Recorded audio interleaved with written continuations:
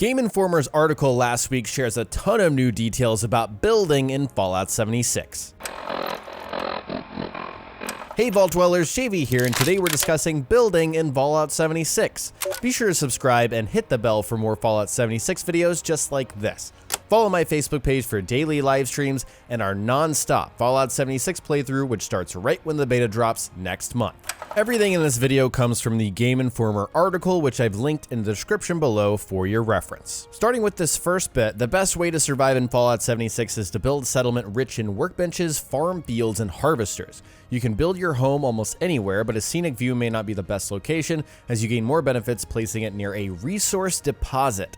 There's a lot more harvesting, Howard adds. We have harvesters and things like that for regenerating resources. It's machinery. If you find a deposit of aluminum, you can harvest those resources. So we have a lot to talk about here. These are new concepts we're just not familiar with in a Fallout game. First off, workbenches and farm fields, that's kind of normal. Harvesting, I assume that's what he meant by like going and picking a potato or mute fruit, something like that. But that's not what he's talking about. He's actually talking about resource deposits. There's more harvesting. We have harvesters. And so there's machinery that we can create around our camps that will harvest deposits of resources like aluminum. So think about that. That's a strategic reason to place your camp somewhere. You see some aluminum, you decide I'm going to spend some resources, some caps to plop my camp down here so I can put a harvester down and actually harvest those resources. And I imagine that's either going to be a rare resource or it's going to be a lot of aluminum. And so in this specific scenario, I would run to the nearest stash because as you guys know,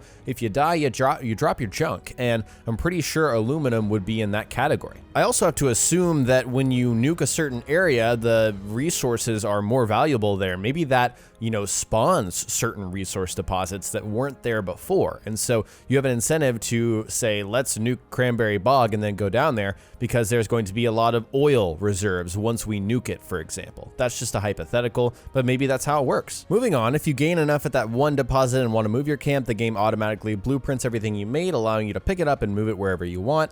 Other players can do your camp harm, but since you have that blueprint, you can easily rebuild it exactly the same. You also don't have to fear what happens to your settlement when you log off the game. Your camp magically vanishes from the world at the exact second your character does. This is mostly recap on blueprints. We already knew that, but the first part is what I'm mostly interested in. Once you gain enough at a deposit and want to move your camp. So does that mean that deposits have a certain finite amount of resource? I would hope so, obviously, right? Like you wouldn't just plop down your camp next to the aluminum deposit and infinitely, harvest. Obviously, there's going to be a limit to that, but it also makes me wonder, are these deposits random? I mean, they have to be, right? If we know where deposits are going to be, then we'll always show up at those locations. People will build around them and defend them. So I have to guess that they're both finite and they're random in location. Todd elaborates further. He says it's different than Ark and games like that because you're not picking a server. It's better for us and the people playing to keep their progression by jumping around.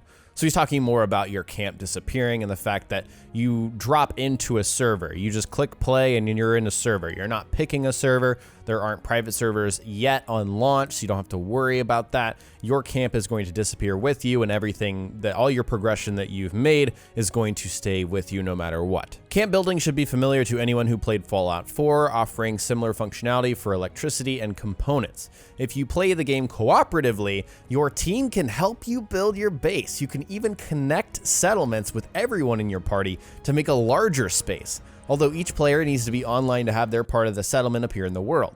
We had one test where a dozen people built their camps next to each other and created an enormous city. This is something that people wanted to know if they could do, and it's confirmed right here. Co-op base building. Your friends can help you build your own settlement and your own camp, but also at the same time, people outside of your party can build near you. So first of all, you could build 4 full-size camps next to each other, everyone in your team and your party.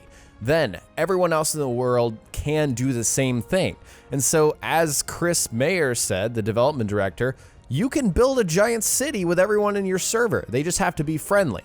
And obviously that may be difficult until the private servers come or whatever, because I don't think you're going to be able to just join your friend's game unless you're in their party. We're not actually sure on that. So that could be possible to get 24 of your friends in the same server if people eventually leave and all that. But again, you have to stay in the server to continue building with their part of the settlement, because it will disappear when they leave. So it's only going to be a session by session thing. It's not like Minecraft where you make a world and then that progress stays. But regardless, think about the possibilities. This is really awesome to think about what people could build over the course of several hours in a play session. You could build some really awesome stuff. Continuing on, each player builds one home base, but there are also public workshop spaces that you'll come across. They almost feel like event zones. It's a space you can take over that has a lot of supplies. You and the people on your team can build there. There's gameplay with resource generation. There are enemy waves that attack these spots. This camp is temporary, however. When you leave, another team can roll in and claim it as their own. So this is similar to the public events that were described earlier in this article, except this is a set space. This is a space that everyone's going to know exists on the map no matter what. And a public workshop is going to allow you to go in, collect supplies because you're there, and then you can build there. So it's not really your camp, it's just a place that you can build. And there's gameplay with resource generation. We're not really sure on that. Maybe we have to like protect harvesters from, you know, raiding bands of super mutants, for example. Maybe we've seen that in some of the gameplay and that's exactly what we saw. And of course, as it says here, another team can come in and claim it as their own after you're done. But as we know, when you engage in these events, PvP is turned off. So you can't friendly fire and you can't like kill other teams that are also trying to do the event. But the wording here makes it sound like it's team specific. So it's up to 4 players can take over a public workshop, do their own thing, finish it, and then another team can go in and do it. And maybe it's a timed thing, like it's only going to show up every 15 minutes or something like that. So there's going to be kind of a struggle to claim it or something like that. So we'll have to see how that works. And for the final bit of info, your camp can also be a haven for other players not on your team, although Bethesda is still trying to figure this out. You can walk into someone else's camp and harvest their plants. You can't go through their stashes, but you can actually like pick up things that regenerate. Right now, it's a crime to take fruits and vegetables, and you'll find yourself in trouble. That may change by the time the game launches. One thing you don't have to worry about is power armor. In Fallout 4, if it ran out of juice, you had to climb out of it, leave it, and return with a new battery. The power armor is now treated like an inventory item rather than a vehicle. You still get in and out of it, but you can pick it up now. So, a few things here. We know if there are like harvesters in the traditional sense, like mute fruit and whatnot, people can come in and pick those up out of your camp. That is stealing as of now, so they're gonna kind of figure that out. But yeah, it means that your camp can be a public place. So I think what that really is incentivizing players to do is set up trading posts and stuff like that, where you say, I'm plopping down my camp, this is my trading post, come take some mute fruit and also try and barter with me because I'm a trader, you know, that sort of thing. And so I think they're trying to balance that with also making sure like people can't just come in and steal stuff. You don't want them to be able to do that. The other big piece of info, power armor. It's no longer like it is in Fallout 4. It's more like Fallout 3 and Fallout New Vegas, but it sounds like power cores are still necessary.